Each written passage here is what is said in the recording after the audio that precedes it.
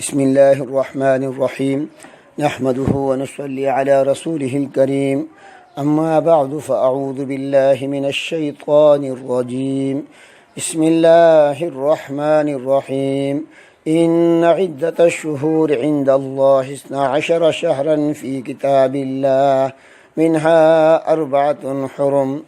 میرے محترم دوستوں اور بزرگوں، اسلامی تاریخ کے لحاظ سے محرم جو ہے سال کا پہلا مہینہ ہے۔ عیسائیوں کی جب سال شروع ہوتا ہے 1 جنوری، وہ جشن مناتے ہیں۔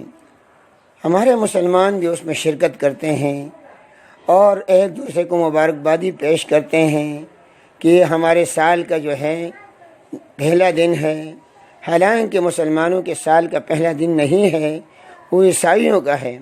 ہمارے دین نے ہمیں جشن منانے سے منع کیا، غم میں ماتم منانے سے منع کیا، خوشی میں شکر کرنے کا حکم دیا، غم میں صبر کرنے کا حکم دیا۔ لیکن اطلاع علم تو ہونا چاہیے کہ ہمارا سال کب شروع ہوتا ہے۔ ہم مسلمان کے لیے ضروری ہے کہ ان کے لین دین اور جو تاریخ مقرر کرنا ہو شادی اور منگنی نکاح کا، تو وہ اسلامی مہینوں کے تاریخ مقرر کرنی چاہیے۔ اگر پورے محلے میں کوئی ایک بھی اسلامی تاریخ نہیں جانتا تو سب گناہگار ہوں گے۔ محرم کے مہینے کو بعض لوگ منحوس سمجھتے ہیں، بعض لوگ معزز سمجھتے ہیں۔ لیکن کیوں؟ کہتے ہیں حضرت حسین کو اس میں شہادت ملی۔ حالانکہ محرم عزت کا مہینہ ہے۔ مشرکین عرب بھی اس مہینے کا احترام کیا کرتے تھے، اس میں ایک دوسرے پر تلوار نہیں اٹھایا کرتے تھے۔ اسلام میں 4 مہینے اشہر حرم ہے: محرم، ذی القعدہ، ذی الحجہ، محرم اور رجب۔ محرم میں بہت سے واقعات پیش آئے ہیں۔ یہ صرف اس لیے نہیں کہ حضرت حسین رضی اللہ عنہ کی شہادت ہوئی تو اس وجہ سے بعض لوگ اس کو منحوس سمجھتے ہیں کہ حضرت حسین کی شہادت ہوئی۔ تو دوستو بزرگوں، شہادت نحوست نہیں ہے، شہادت تو سعادت ہے۔ ہمارے پیارے نبی صلی اللہ علیہ وسلم شہادت کی تمنا فرمایا کرتے تھے وَدِدْتُ أَنْ أَغْزُوَ فِي سَبِيلِ اللَّهِ فَأُقْتَلْ ثُمَّ أُحْيَا ثُمَّ أُقْتَلْ ثُمَّ أُحْيَا ثُمَّ أُقْتَلْ۔ میری چاہت ہے کہ مجھے جو ہے اللہ کے راستے میں شہادت کا مقام مل جائے، پھر زندہ کیا جاؤں، پھر شہید کیا جاؤں، پھر زندہ کیا جاؤں، پھر شہید کیا جاؤں۔ تو شہادت وہ سعادت ہے۔ لیکن اس مہینے کو جو سعادت ملی ہے وہ صرف حضرت حسین کی وجہ سے نہیں، اس میں آدم علیہ السلام کے خمیر کو تیار کیا گیا تھا، اور آدم علیہ السلام کو فرشتوں نے سجدہ کروایا تو وہ محرم کا مہینہ تھا، اور آدم علیہ السلام کے سر پر خلافت کا تاج رکھا گیا تو محرم کا مہینہ تھا۔ یونس علیہ السلام جب مچھلی کے پیٹ سے باہر آئے تو محرم کا مہینہ تھا۔ نوح علیہ السلام کی کشتی جب جودی پہاڑ پر لگی تو محرم کا مہینہ تھا۔ ابراہیم علیہ السلام کو جب آگ سے اللہ پاک نے خلاصی عطا فرمائی تو محرم کا مہینہ تھا۔ یعقوب علیہ السلام اور یوسف علیہ السلام کی جب ملاقات ہوئی تو محرم کا مہینہ تھا۔ موسیٰ علیہ السلام اور بنی اسرائیل کو اللہ نے فرعون سے نجات دی تو محرم کا مہینہ تھا۔ حضور علیہ السلام کا پہلا نکاح خدیجۃ الکبریٰ سے جو ہوا وہ محرم کا مہینہ تھا۔ ام سلمہ رضی اللہ تعالیٰ عنہ سے حضور علیہ السلام کا نکاح ہوا تو بھی محرم کا مہینہ تھا۔ حضور علیہ السلام نے جب ہجرت کی تو وہ محرم کا مہینہ تھا۔ حضرت عمر رضی اللہ تعالیٰ عنہ نے جام شہادت نوش فرمائی تو محرم کا مہینہ تھا۔ عجیب بات ہے کہ 10 محرم پر ہم جلوس نکالتے ہیں۔ 10 محرم کو اگر حضرت حسین رضی اللہ تعالیٰ عنہ کی شہادت کا اور واقعہ پیش آیا تو 1 محرم کو جلوس کیوں نہیں نکالتے؟ اس میں حضرت عمر رضی اللہ تعالیٰ عنہ کو بھی شہادت کا جو ہے قصہ پیش آیا۔ حضرت عمر رضی اللہ تعالیٰ عنہ تو ایسے انسان تھے کہ عناصر اربعہ پر ان کی حکومت تھی۔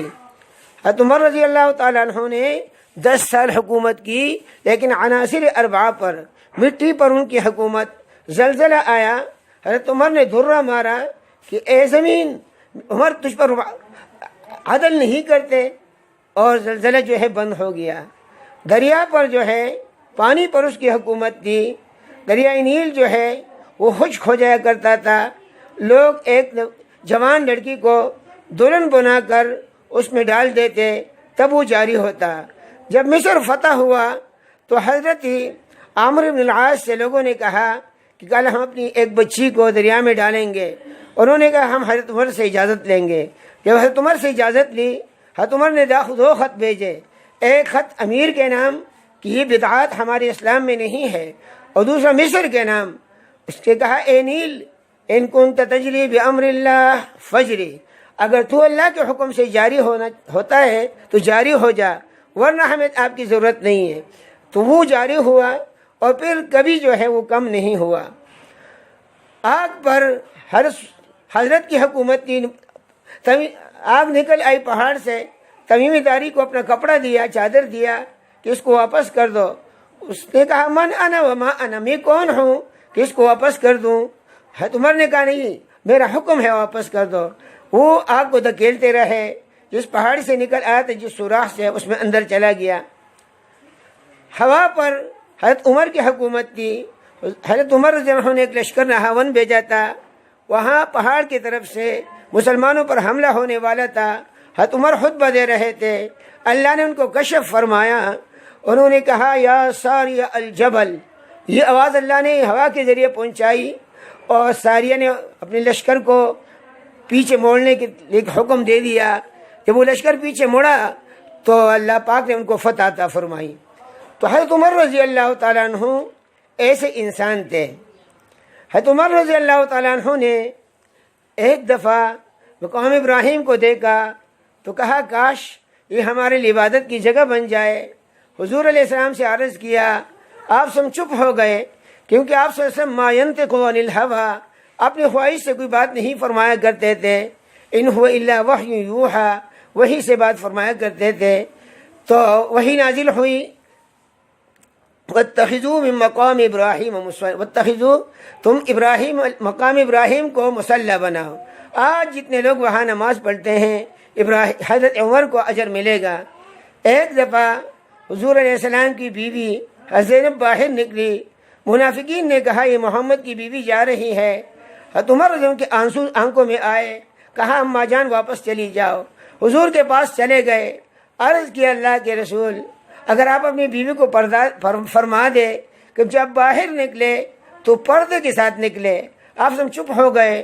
قرآن کی آیت نازل ہوئی، یا ایھا النبی قل لازواجک وبناتک ونساء المؤمنین یدنین علیہن من جلابیبہن، میرے حبیب حکم دیجیے اپنی بیٹیوں کو اور اپنے ازواج مطہرات کو اور ایمان والیوں کو جب باہر نکلے تو بڑا کپڑا اپنے اوپر ڈال کر نکلا کرے۔ آج جتنی عورتیں پردہ کرتی ہے، حضرت عمر کو اس کا اجر ملتا ہے۔ حضور علیہ السلام کے مراد تھے، اللہ کے مراد تھے، ابو بکر صدیق کے مراد تھے، علی المرتضیٰ کے مراد تھے۔ حضور صلی اللہ علیہ وسلم نے دعا فرمائی، اللہم ایّد الاسلام بأحب العمرین، اے اللہ 2 عمروں میں سے جو آپ کو زیادہ پسند ہو اس کے ذریعے سے اسلام کو عزت عطا فرما۔ تو وہ دعا اللہ نے حضرت عمر کے بارے میں قبول فرمائی، اور عمر کا دل بدل گیا اور مسلمان ہو گیا۔ مشہور واقعہ ہے اس کے اسلام لانے کا۔ تو حضرت عمر حضور کو پسند تھے تو اللہ کو بھی پسند تھے۔ ابو بکر جب وفات ہونے لگے تو اپنے بعد اس نے عمر کو خلیفہ بنایا۔ حضرت علی نے ان کا انتخاب ابو بکر نے خلافت کے لیے کیا، علی المرتضیٰ نے قرابت کے لیے کیا۔ اپنی لخت جگر حضرت ام کلثوم کا نکاح ان سے فرمایا۔ 22 لاکھ مربع میل پر ان کی حکومت تھی۔ تو عجیب بات یہ ہے کہ 10 محرم کی شہادت وہ ہم سب کو معلوم ہے، لیکن اگر کسی سے پوچھے یکم محرم میں کس کی شہادت ہوئی، کسی کو پتہ نہیں ہے، اس سے ہم ناواقف ہے۔ رسول اللہ صلی اللہ علیہ وسلم ایک دفعہ امتحان لیا، ایک مرتبہ فرمایا اے لوگو، حضرت عمر نے خود امتحان لیا کہ اے لوگو، اگر میں اللہ کا قانون نافذ نہ کروں تم کیا کرو گے؟ سب چپ ہو گئے۔ ایک بدھو ایک کونے سے کڑا ہوا، تلوار ہاتھ میں تھی، زنگ آلود، کہنے لگا عمر، اگر تو نے اللہ کے حکم کا نافذ نہیں کیا، اس کی مخالفت کی، اس تلوار سے میں تجھے قتل کروں گا۔ حضرت عمر رضی اللہ تعالیٰ عنہ نے سر سجدے میں رکھ کر آنکھوں سے آنسو نکلے اور کہا اے اللہ، تیرے لیے حمد ہے کہ تو نے عمر کے سیدھا کرنے کے لیے اب بھی لوگوں کو پیدا فرمایا ہے۔ عمر رضی اللہ تعالیٰ عنہ حضرت عمر رضی اللہ تعالیٰ عنہ نے بدری صحابی کے بقدر وظیفہ حسین کے لیے مقرر کیا، تو حضرت عبداللہ ابن عمر نے اعتراض کیا کہ ابا جان، میں تو جنگوں میں لڑا ہوں، ان کو جنگوں میں لڑنے کا موقع نہیں ملا، ان کو زیادہ وظیفہ کیوں مجھ سے مقرر کیا؟ حضرت عمر نے کہا ان کا نانا حضور ہے، تیرا نانا حضور نہیں، ان کی نانی خدیجۃ الکبریٰ ہے، تیری نانی خدیجۃ الکبریٰ نہیں، اور اس کی والدہ فاطمۃ الزہرا ہے، تیری والدہ فاطمۃ الزہرا نہیں، آپ کا باپ ان کے باپ تک نہیں پہنچا سکتا، اس کی تواضع تھی۔ ورنہ حضرت عمر رضی اللہ تعالیٰ عنہ ابو بکر کے بعد دوسرے نمبر حضرت عمر کا تھا، لیکن کہا کہ تیرا باپ حضرت علی کو نہیں پہنچ سکتا، تو میں کیسے آپ کا وظیفہ ان کے برابر کر دوں؟ ایک دفعہ حضرت عمر رضی اللہ تعالی عنہ نے کسی نے شکایت کی کہ حضرت یہ مسجد نبوی کے قریب عباس کا گھر ہے، اس کے پرنالے میں پانی بہہ رہا ہے۔ تو حضور علیہ الصلوۃ والسلام نے عمر فاروق نے اس کو بلایا، وہ موجود نہیں تھا، حکم دیا کہ اس کو اتار دو، پرنالے کو اتار دیا گیا۔ جب عباس آئے پوچھا کہ پرنالہ کہاں ہے، کسی نے بتایا عمر نے اتارا ہے، اسی طرح عدالت میں چلے گئے۔ ابی ابن کعب قاضی تھے، ان سے کہا کہ میرا فیصلہ کرو، میرے پرنالہ میری اجازت کے بغیر حضرت عمر نے اتارا ہے۔ قاضی صاحب نے امیر المومنین کو بلایا اور اپنے سامنے کھڑا کیا، اس سے پوچھا عمر تو نے کیوں اتارا بغیر اجازت کے؟ عمر نے کہا یہ موجود نہیں تھا اور لوگوں کا نقصان ہو رہا تھا، تو میں امیر المومنین ہوں، اتنا میرا اختیار ہے کہ عام لوگوں کی نقصان سے بچا دوں۔ تو قاضی نے کہا یہ بات ٹھیک ہے۔ عباس نے کہا میری بات بھی سنو، حضور پاک صلی اللہ علیہ وسلم تشریف لائے، فرمایا یہاں پرنالہ لگانا چاہیے۔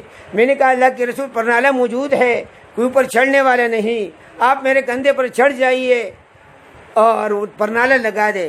حضور صلی جب کندھے پر چڑھے، میں برداشت نہ کر سکا، حضور نیچے اتر آئے، پھر آپ صلی اللہ علیہ وسلم کے کندھے پر میں چڑھا اور میں نے پرنالہ لگایا۔ حضور علیہ السلام نے فرمایا اس کو کوئی نہ اتارے۔ یہ بات جب سنی، حضرت عباس نے کہا کہ اب جو ہے اس کو سزا دینی چاہیے۔ قاضی نے کہا عمر اپنی سزا خود تجویز کر لیجئے۔ انہوں نے کہا میری سزا یہ ہے کہ مدینے میں اعلان کر لو، سب لوگ جمع ہو جائے اور یہ کندھے پر چڑھ کر پرنالہ لگا لے۔ سب جمع ہو گئے، لوگوں نے کہا نہیں حضرت یہ آپ کی توہین ہے، ہم برداشت نہیں کر سکتے، آپ کی جگہ ہم بیٹھیں گے، ہمارے اوپر چڑھ جائے۔ کہا نہیں، میں امت کو بتاؤں گا کہ عدالت یہ ہوتی ہے۔ حضرت عمر رضی اللہ عنہ آنکھوں سے آنسو بہہ رہے ہیں، بدن سے پسینہ بہہ رہا ہے، اور حضرت عباس نے پرنالہ لگایا۔ یہ عدل تھا اور انصاف تھا حضرت عمر رضی اللہ عنہ کا۔ ایک مجوسی آیا، حضرت عمر سے کہا کہ میرا مالک مغیرہ ابن شعبہ وہ مجھ سے زیادہ ٹیکس لیتا ہے۔ کہا تو کیا کام کرتا ہے؟ کہا میں چکیاں بناتا ہوں۔ کہا یہ ٹیکس تو پھر کم ہے، زیادہ نہیں ہے۔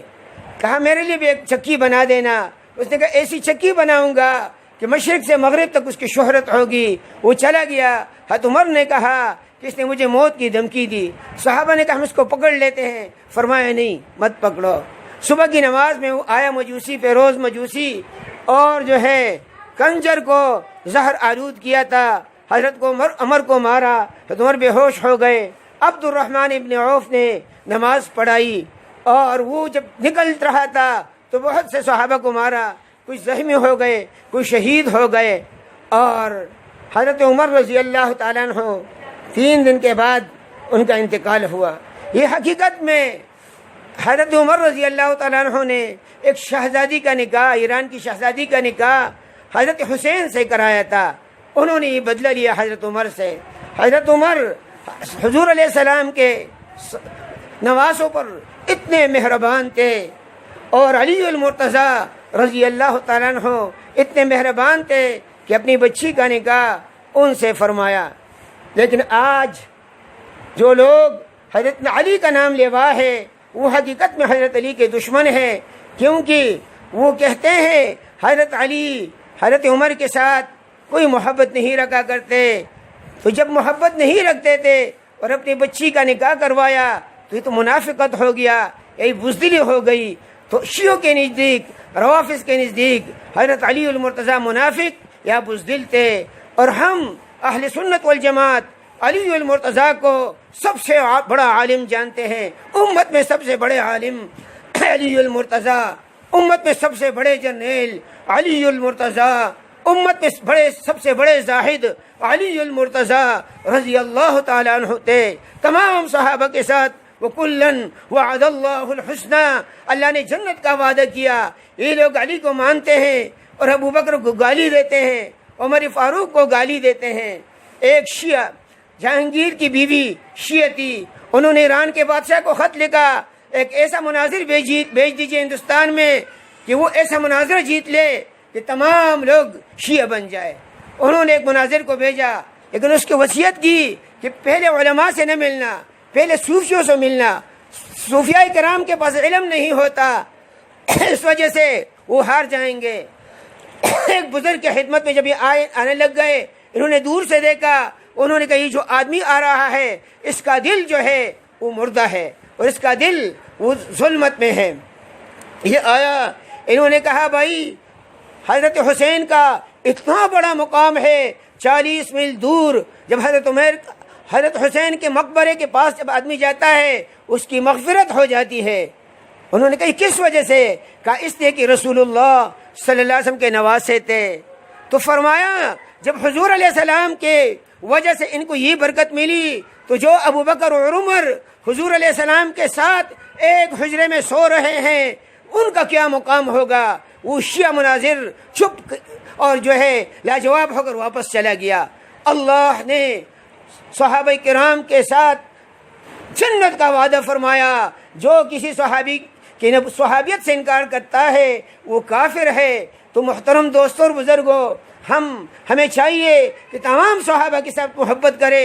10 محرم کو جو ماتمی جلوس نکلتا ہے، حضور علیہ السلام نے فرمایا لیس منا من ضرب الحدود وشق الجیوب ودعا بدعوى الجاہلیت، وہ میرے امت میں سے نہیں ہے جو مصیبت کے وقت گریبان کو پاڑ لے اور اپنے جو ہے تپڑ لگائے اپنے گالوں کو، وہ ہمارے امت میں سے نہیں ہے۔ یہ جلوس اگر دین ہوتا سب سے پہلے ابو بکر صدیق نکالتے، سب سے پہلے عمر فاروق نکالتے، امام ابو حنیفہ نکالتے، امام احمد ابن حنبل نکالتے، لیکن یہ دین نہیں ہے۔ تو ہم فرمایا من کسر سواد قوم فہو منہم، شیعہ تو پاکستان میں اتنے بھی نہیں جتنا آٹے میں نمک، لیکن سارے سنی اس میں شامل ہو جاتے ہیں۔ سنیوں سے درخواست ہے غیرت کرے، ان کی جلوس کے پاس جائے بھی نہیں کہ ان کے پر لعنت برستی ہے، اور جہاں لعنت برستی ہو ان سے احتراز کرنا چاہیے، ان سے دور بھاگنا چاہیے۔ محرم کے دن کالے کپڑے نہ پہنے اور حلیم نہ پکائے اور ان کے جلوسوں میں شرکت نہ کرے، سبیلیں لینے لگائے۔ اگر ہم ثواب کمانا چاہتے پورے دنیا کے سال کے اور دن کافی ہے، اس میں ہم سبیل بھی لگائے، اس میں حلیم بھی پکائے ہیں، لیکن 10 محرم پر یہ کام نہ کرے۔ اللہ ہم سب کو عمل کی توفیق نصیب فرما دے۔ وآخر دعوانا الحمدللہ رب العالمین۔